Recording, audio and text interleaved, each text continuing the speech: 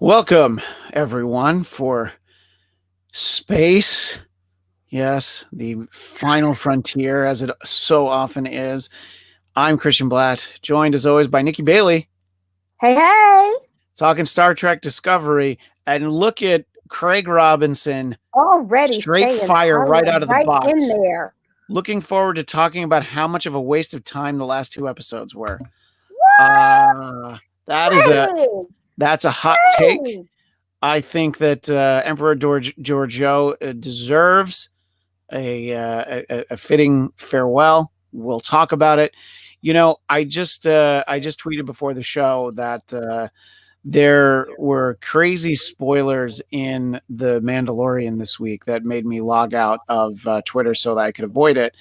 And somehow I managed to not have the big reveal in this episode spoiled for me. Like I had no idea that we were going to find out about Carl. So we'll talk about that. We'll talk about seeing some old friends on the bridge of the mirror discovery, and so much. I always like to start with just overall thoughts, though. Nikki, what did you think of this episode? We know what Craig Robinson thought. What did you think? Despite the thoughts of Craig Robinson, I love these 2 episodes were great. I think that, come on, Michelle Yeoh needs her own everything. So this got her where we need her to be for Section 31. This is fantastic. I loved it. I loved every second. I felt like this was the Star Trek show I want to watch. It was so good. It was like, oh, wait, evil Star Trek people? Yes, I would like to see that on a regular basis. Yeah. Thank you. Well, I'll tell you the one thing that I hope you didn't want to see was Jason Isaacs, because these last 2 episodes, Lorca. Just kidding. We don't know where he is. We don't know where he is. And I really did think he was at least going to make a little cameo, a little something. Yeah, I feel like the reason why we got his friend was because maybe that was going to be Lorca. And instead they're like, well, we didn't get him. You know what, Craig, we're talking about it right now. We are disappointed with Lorca's absence. We are. But I'm going to bet there's, Jason Isaacs works. He may very well have not been available. Yeah, that's what I was thinking. And I was thinking he must not have been available. And whatever he was going to have to go through to get to do these episodes wouldn't have been worth it. Because it's not like they can't afford it. Just contractually, maybe he was, they filmed the show in Toronto. He could have been in New Zealand. Who knows what he's working on or was working on when they filmed this last year, Look, I enjoyed visiting the Mirror Universe. I always enjoy that. It even made the final season of Enterprise less insufferable because we at least got to see Mirror. And I know you still haven't seen those. I'm not, and I can't bring myself to watch it. I have tried. I have gone to Enterprise and said, you know what, Christian said, just watch the last episode. And I can't do it. What do you think you'll watch first? The series finale of Enterprise or Lower Decks? Lower Decks. Yeah, like Enterprise made my skin crawl. So I can't do it. Look, I get it. It's there's at least half the run of Voyager that I've just haven't seen. So I loved it so much. Look, if one of my kids ever goes through like a 700 episode Star Trek binge, I'll sit and watch it with them. I'll be okay with that. But here's the thing: I can't imagine watching that show twice, so I'm saving it for that day. That is a lovely thought, though. Like I just got a little emotional thinking about with your babies watching the Star Trek, and I don't have any kids. I've got 2. You can I borrow one? You can, cool. I got a boy and a girl, so I got one of each. You can pick one. Let me pick one. Yeah, your kids are so cute too. Oh, thank you. They take after me. They don't look anything like their mother. No, no, that's not true. They look just like their mom. Yeah, right. Except I've never seen their mom. So yeah. You're just assuming that if the kids are cute, they must look like her. But I enjoyed this. I think it's interesting. I like I don't know. I like alternate timeline stuff. I also like dystopian future stuff. I mean, there's they made a movie out of it, but there's from 40 years ago, there's an X-Men story called Days of Future Past. Yes, I know they made it into a movie, and it's kind of inspired by like a first Doctor Who serial from I think 1965, where he sees this future. They go to this future, and it's just like the Daleks have taken over. I think stuff like that can be interesting. I would like in our Terminator movies. I want more like Skynet future. Like, stop trying to beat Skynet. Just show us what's so bad about it. Let us see what it really does. Let us see it in all its glory. I understand that. And look, after the 2020 I've had, if Skynet has a way to beat the COVID, I'm gonna take Skynet. I wish in November when we all went and voted, I wish there'd been a third box that said Skynet, because I would have voted for Skynet. You're like, I don't give a shit. We need something better than this. Yeah, it's gonna have to be better. I'm with you. Yeah. So I thought it was cool. I like and I'm sure that the actress who plays Detmer loves when she doesn't have to put the wonky eye in. Yeah. It was so cool to see Arium back, and it was really like, oh my God, everybody's. And it was, for me as an actor, one of those moments where I was like, oh, she didn't even know when she booked this that she was going to get to come back. Good for her. Yeah, she probably exactly. is like, she's probably walking around like residuals. Yeah. So, yeah. Yeah. Like, like, I don't know what season that was of TNG, but when they brought Denise Crosby back to be sort of like the alternate timeline her, I bet it was like, hey, you want a couple weeks of work? Exactly. And then they spin off with like, I think it was like a Romulan version of her, so it's like, great.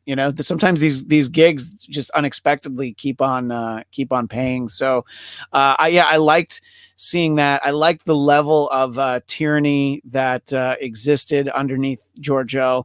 I liked that she never fully bought into it, because I'll tell you what, I didn't buy into it. I'm like, oh, she eats bread and now she's broken. What did you think of Michael Burnham Turncoat? First of all, Mirror Universe Michael Burnham is the shit. Mirror Universe Michael Burnham is the Michael Burnham that I want. She doesn't overact in the Mirror Universe. She's exactly right in the Mirror Universe. The Mirror Universe version of Stella Adler is actually the school that I think we should all go to. Exactly. The shrieking and I watch it with the closed captioning on. Nice. And it says shrieks. And I was like, that's exactly what she's doing. No, I didn't buy it for a second. It's nobody's business. She stabs well. She stabs well. She really took that stab. Babe. She's really good at that. I actually was kind of hoping for her to not, like, I don't know. I guess I thought she can't possibly give in, because she still has to kill. Like, I knew that no matter what happened, she was still going to have to kill Burnham. Yeah. So of course. I was like, when she started eating the bread, I was like, what?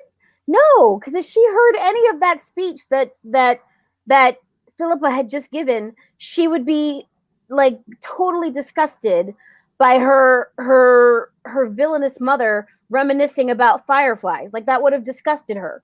So for her to wake up and be like, yeah, that did it. You got my heartstrings. Yeah. No, nobody bought that.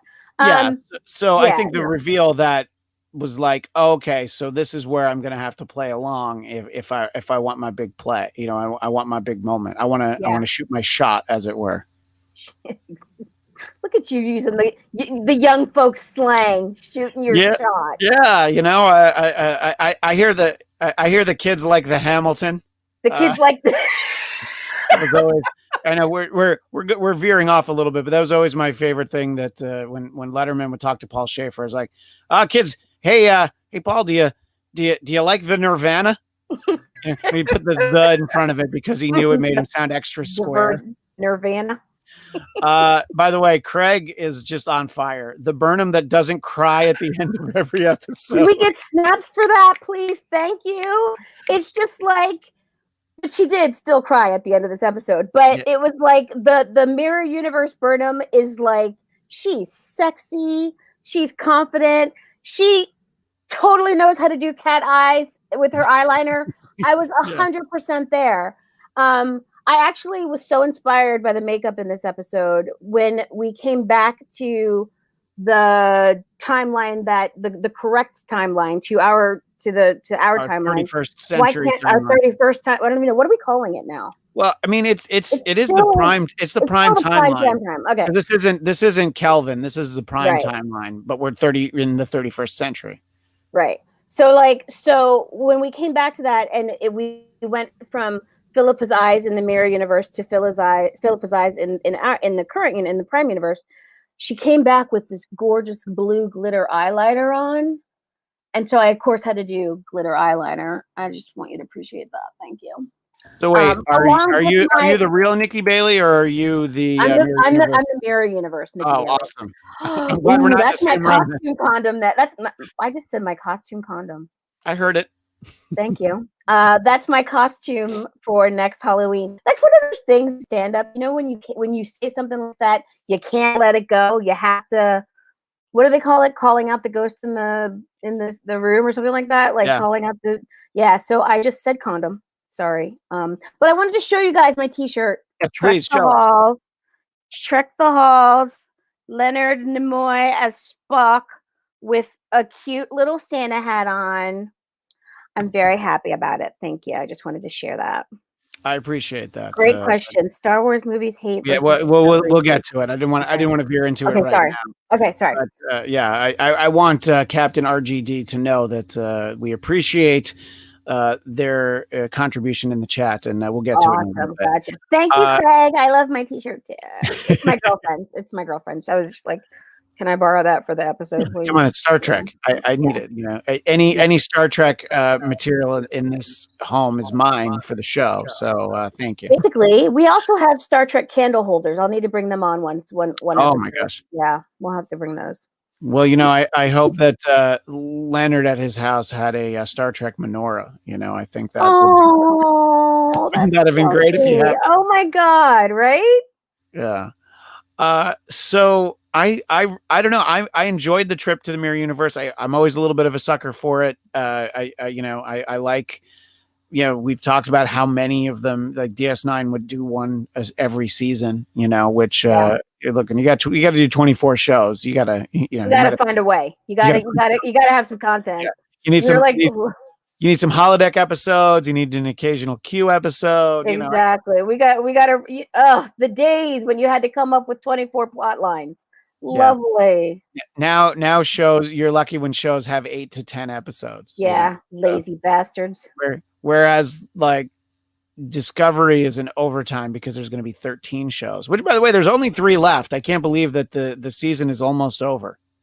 Yeah. I'm really surprised that there's 13. I mean, and also that they're going to still be showing them on Christmas Eve and New Year's Eve. Like that to me is a little rude, frankly. I guess it works for the business model. And, I guess in a year where maybe people aren't going home to see their families, they're definitely not doing large gatherings.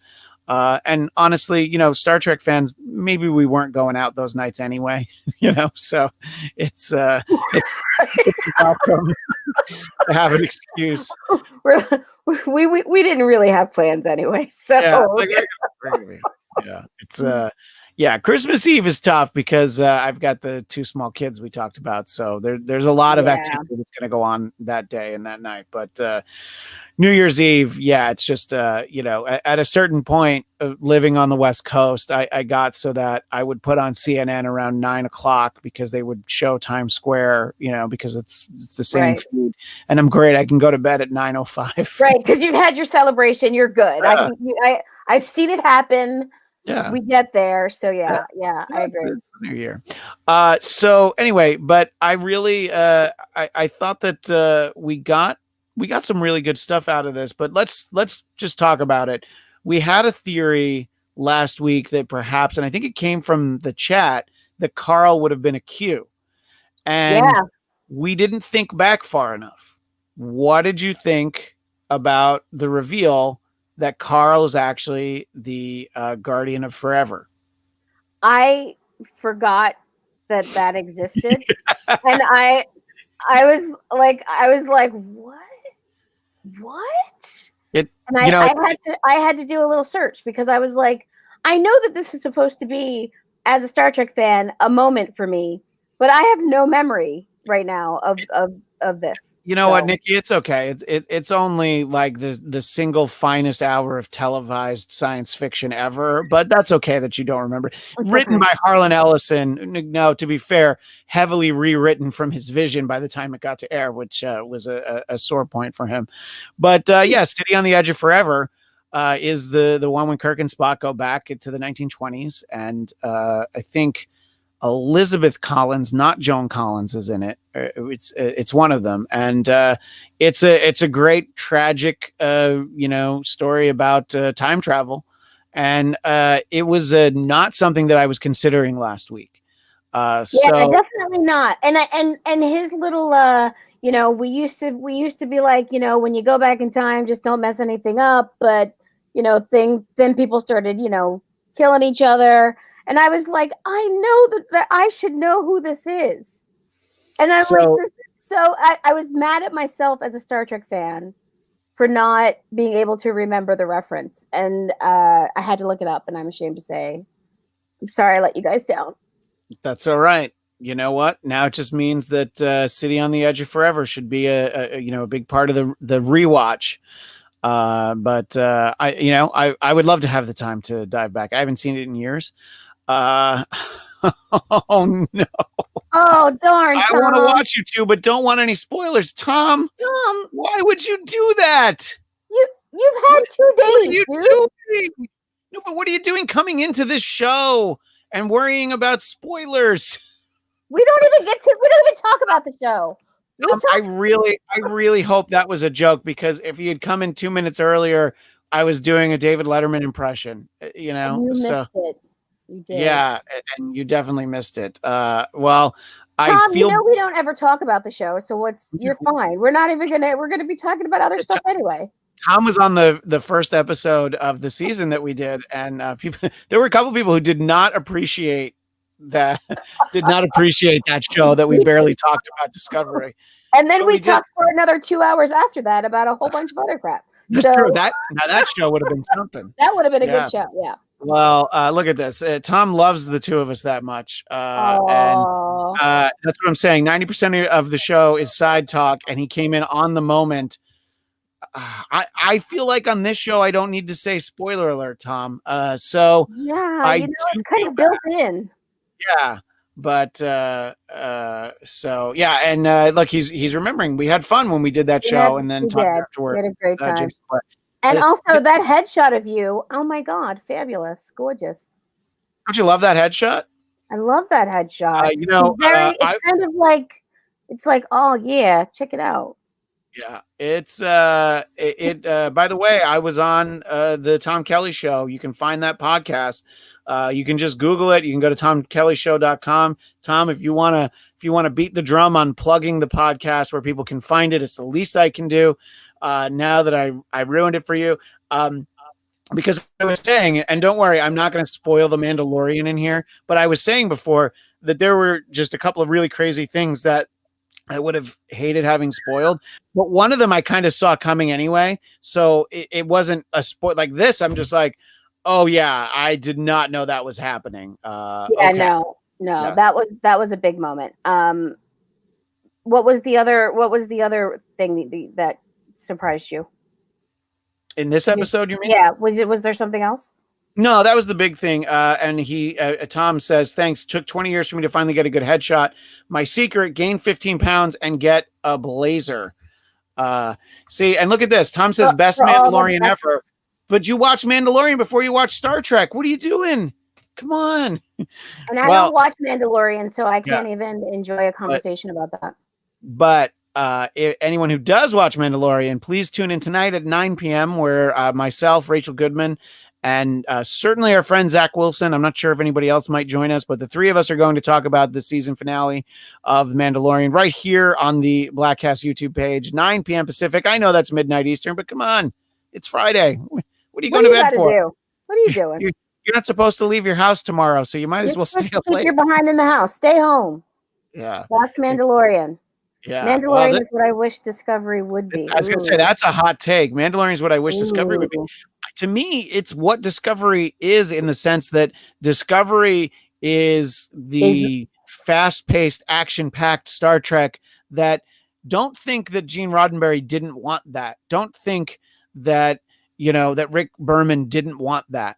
Everybody wanted that. They just couldn't afford it. They couldn't afford it. And Star Trek is now, it's leaning heavily into a very Warsian kind of vibe. So I don't know. Like, I feel like, I don't know, maybe I need to start watching Mandalorian. I didn't watch it because going back to an earlier discussion that Craig wanted to start, I'm not as big a Star Wars fan as I am a Star Trek fan. Yeah. And so I just kind of was like, plus, I'm sorry, they just put out too much Star Wars. It was just too much Star Wars for it was like several years where They were putting out a movie. They were putting out a movie every year. And they just announced last week that they've got 10 shows coming. There's 10 Marvel shows coming. Disney Plus, I'm paid up for 3 years. You don't need to add anything. I have lifetime Disney Plus. I'm good. So yeah, I have Verizon. So no, I'm just kidding. But listen, so wait, let me ask you this though. They said they're going to be 10 Star Wars series.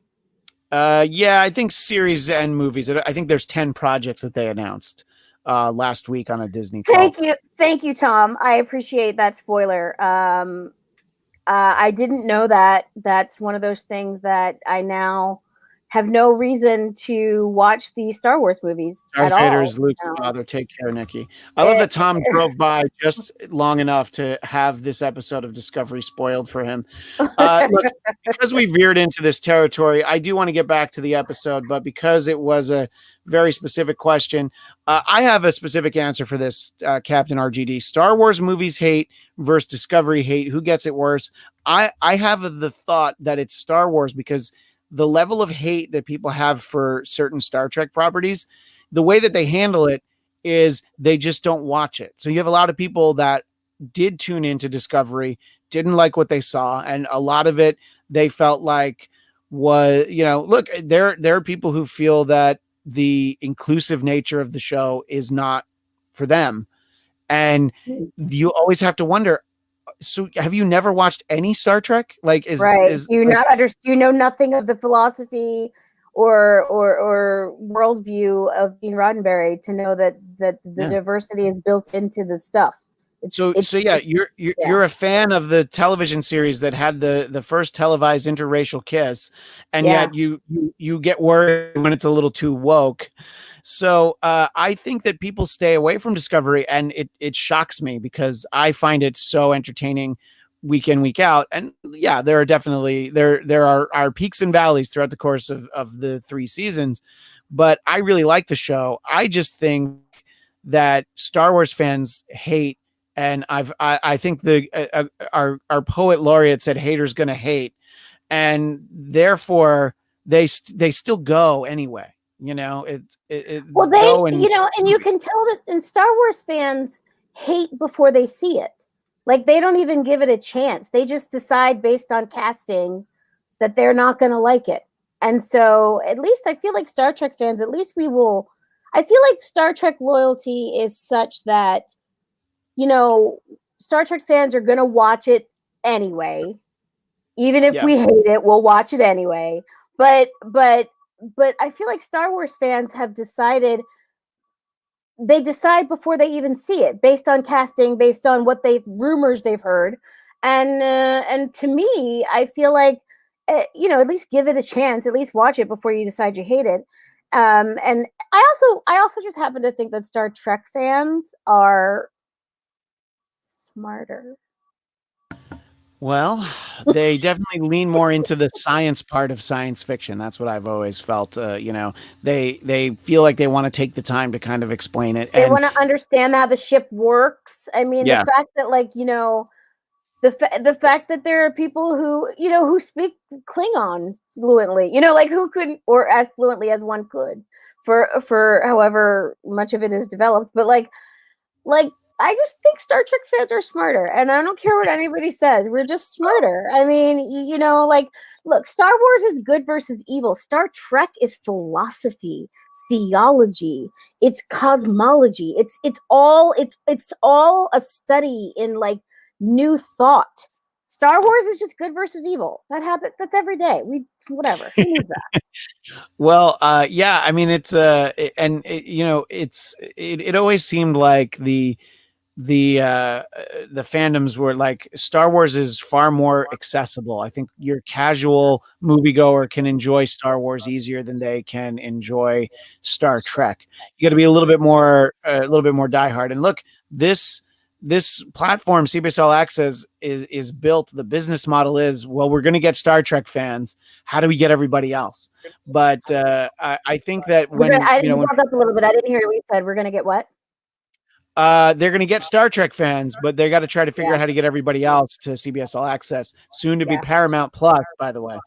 Uh, but so yeah, I don't know. And it's like, and pre reboot, I always felt like they were sort of like those Russian nesting dolls that Star Wars was the big one. And you go inside and then it's Star Trek and you have a smaller fan base. And then inside that was like the teeny tiny Doctor Who fans who watched it on PBS. I'm talking specifically about in the US. I know it was a different thing. And it was like, and I'll tell you, I as a kid, I checked that out. My mom loved sci-fi. She didn't watch Doctor Who. I looked at it and I'm like, what's with the guy with the long scarf? I think that I can appreciate it on a different level as an adult, some of it. But yeah, I think that it's a little bit more niche than Star Wars. I agree. I never got into Doctor Who. Like if you just running in geek circles, you pick up enough to at least be able to understand what people are talking about. But like, I just never really loved it. Although I am going to watch the first season of The Doctor Being a Woman. I am going to get around to watching that. Just because that's just awesome. It's awesome. Here's what I'll do for you. There's 2 seasons with her. I will give you the 6 episodes you should watch first, because there's a little bit of filler, and the filler is not so strong. And it has nothing to do with her. She's phenomenal, but the showrunner is not great. But here we are talking about anything except Star Trek. Okay, let's talk about Star Trek. Okay, so then what had happened? So let's talk about, this was something that we really felt strongly about last week, that Georgiou was going to have to leave this 31st century. Yeah. And we were just wrong. We thought that John Delancey was going to send her back. But same end result. Talk a little bit about that realization and, some really nice stuff between Burnham and Georgiou. I loved Carl. I loved Carl. Can't call him Carl now. But I loved the whole idea of we had to weigh you. The idea that we had to weigh and value your contribution to time before we could decide what to do with you. And I thought that was deep. Like that, it like made me go, oh shit, is somebody weighing me? To like, no fat jokes, people, but is somebody weighing me? Like the idea of it was like, was for the theologian in me was you guys, I don't know if I've gone to seminary. I always think in terms of sort of the spirituality of shit, and that idea of being weighed and finding out that the fact that you chose to try was the defining factor, was the deciding factor, that you tried to do something different, that showed that you were willing and ready to change. Like that to me was like, I thought that was so well done and such a lovely Star Trekian thing. Like to me, it was like, yeah, this is the philosophy that I watched this for. And then the goodbye between Burnham and I don't know. There was crying, a little bit of crying. And most of it was honestly not even about the relationship of those two characters. It was about Michelle Yeoh's not going to be on the rest of the season or Yeah. the series. And I was like, "What? But never?" Yeah, I agree. That realization, even though we knew it was coming, or we felt very strongly it was coming, it was a huge disappointment. I did think it was some nice character stuff, great stuff for both actresses, and I also liked sort of the toast at the end when everybody went around, especially because Detmer said, "And that walk, the way she had," and I'm like, yeah, Yes, that she did have a badass walk, walk. and she wasn't afraid of anything. Yeah, I yeah. think it's a character who's definitely going to be missed. But I'll be honest, I don't know how much more they were going to be able to do with her in this 31st century storyline.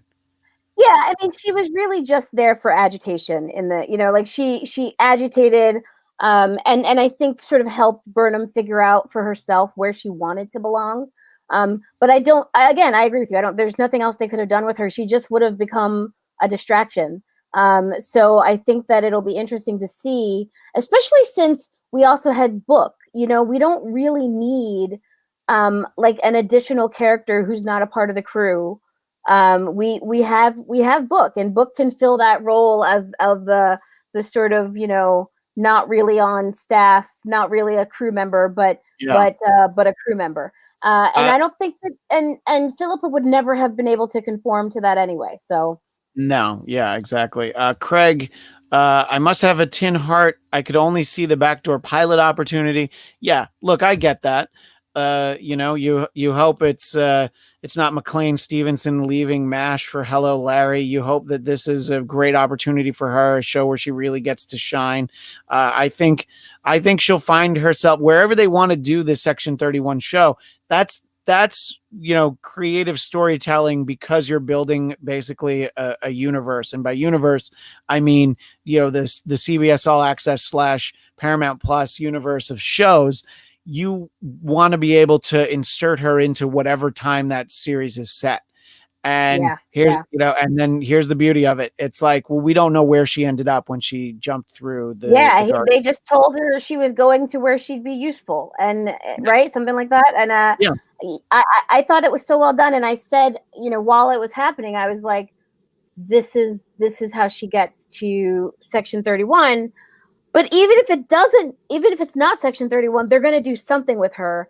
And it made me actually go back through Michelle Yeoh's like entire filmography just to sort of see the range of things that she's done and can do. I am so excited to see what they do with her, Yeah. because in this episode we finally got to see, just as an actress, that the range of things that she can do, and how she can use her instrument to and to play. you know it's a testament to what an actress she is, that she could be this villainous character the whole time, but we love her so much. So I think that's just she's so amazing, and I can't wait to find out what they do with her next. Yeah, no, I definitely agree with that. I think that whatever they find for her, I think it's going to be great. And we were talking before about actors who maybe are surprised at how recurring their role becomes. You Yeah. bring her in, so we're going to kill you in the second episode. Oh, okay, all right. And then it's like, actually, how about you come back and stick around for the rest of the series? But what's crazy is, like, when you learning a bit about like how Hollywood works, like and I don't know if this is true for all shows, but I know a lot of shows write the whole season before they even start shooting the season. Right. So they wrote they write the whole season. They had no way of knowing how the fans were going to love her.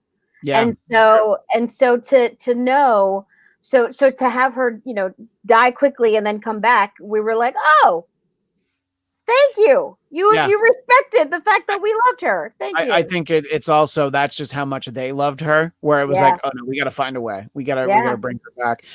Interesting point from William. Maybe Giorgio leaving will enable us to spend more time with the bridge crew. Craig shoots that down. I love Craig. Craig, you are so spicy tonight. Please stay with us. He's had a beverage. I Maybe. can't I see don't us know. getting a lot from half the bridge crew. Writers seem to have their favorites. Well, we've already established that this is Detmer's season. They're going to give her some crumbs this year. And then, next year it's going to be Bryce. And right now we're just sort of like allowing ourselves to enjoy the fact that we now know the names of this people on this crew, on the bridge crew. Like, that's enough. Don't be greedy, Craig. We know their names now. When the show started, I could never remember Stamets's name. People in the chat would get very angry. I would call him Lieutenant Commander Guy from Rent, and Flobo would laugh. Actually, I don't think Flobo was on the first season. Frank Moran would laugh, but that was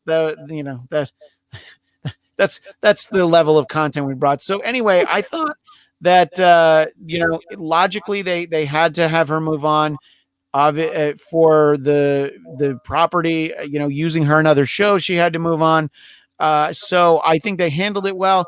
I'm okay. This is like, I think we were saying this last week, Nikki. They definitely detoured from what the season was building to for these 2 episodes. But if there was anything that they were going to detour from, it should be to say goodbye to Giorgio. Yeah, I agree. 100%. 100%. Yeah. And so I do think we have to touch on, though, we do have to talk about the B plot a little bit. I do want to talk about that. Yeah. Yeah. I felt like this episode was really succinct in both in the storytelling. I felt like there were no extraneous scenes to me. There were no extraneous lines. There was no, to me, gratuitous moments. Like, it was everything was necessary. And so to have Commander Vance kind of question Saru and his decision about why he was going to go look for that Kelpian ship, I was like, interesting, because I think Commander Vance wants to be a mentor, but I think Saru doesn't understand that. I think Saru is afraid he's going to get in trouble at all times, but Commander Vance is trying to build a mentoring relationship. That's my vibe there. Yeah, no, I think that their interaction continues to be interesting and not going where I think we all thought it was when we met Vance. So I look forward to seeing these next 3 episodes, what we're going to get from that. But I and look, we did get the parting words from Philippa that Michael belongs in that captain's chair. So I do wonder. I feel like that might be a season 4, escalation in some way. I don't think that's something we're going to see. I don't think they can deal with that now. But it's something to think about, because I did look at him differently after she said that, because it's like, well, yeah, now Michael's got it in her head, She's got it in her head, and now we do, and now we're looking at Saru, and we're thinking, he all right. I mean, he's getting the job done. Yeah. He all right, but he don't got enough gumption. You know what I'm saying? Like, if here's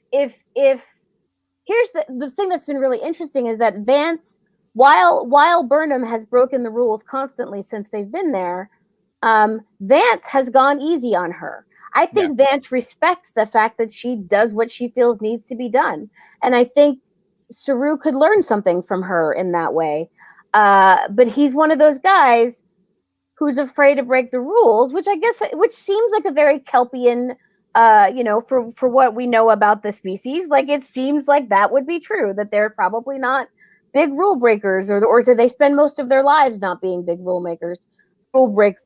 I also think the fact that Kelpian ship is still sending a signal.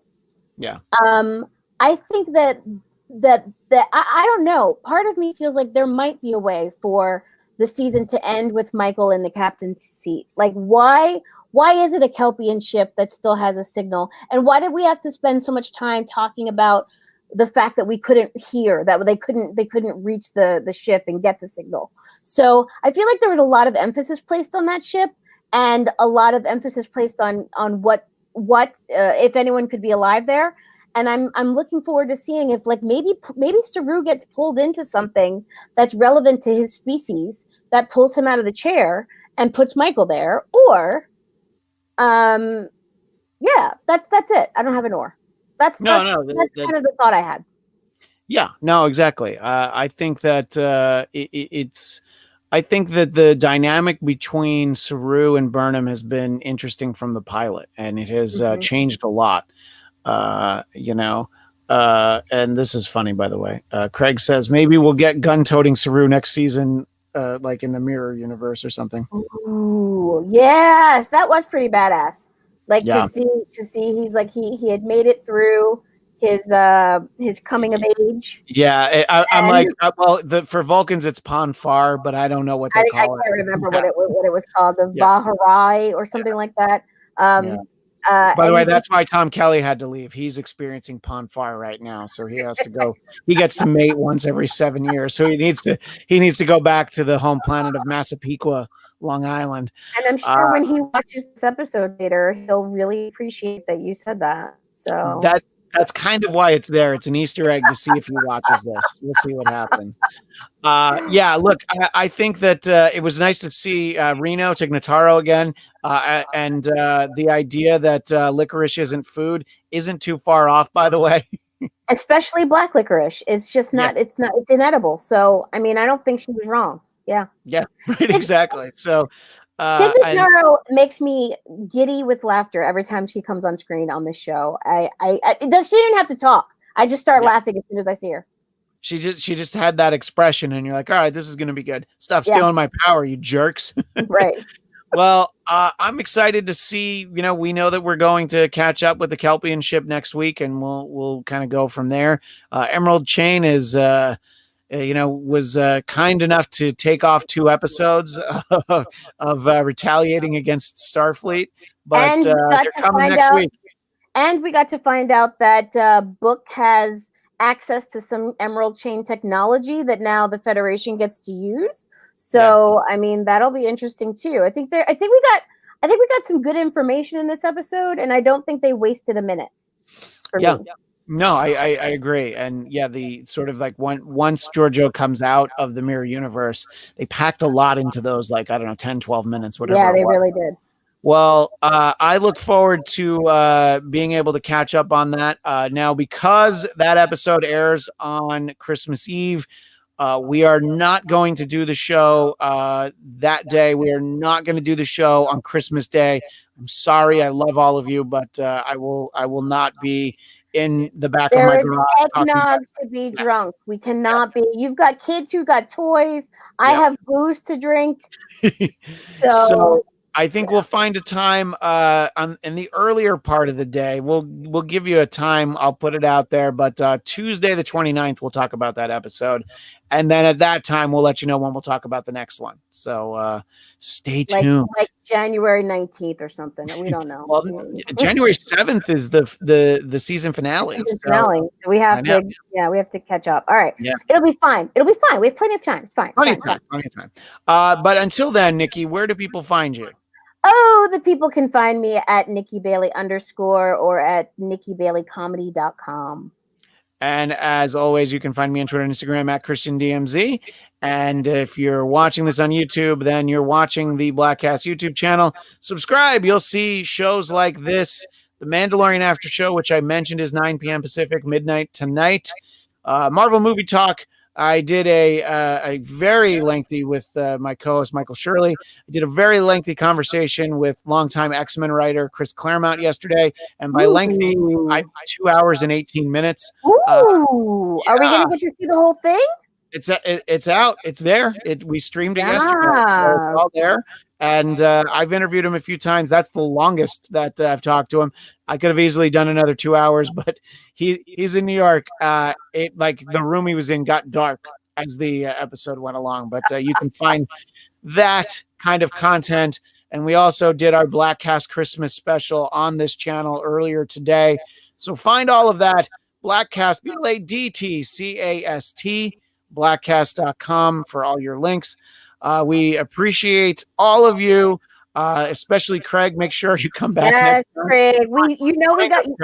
We need you to be here, Craig. Yeah, and I love this. You can find me grumbling at You're home. home from that episode. Until next time, we will of course wish everyone a happy holidays, a Merry Christmas, And all for that our Star Wars jazz. friends, Happy Life Day. Live long and prosper. We will see you all on Tuesday, the 29th.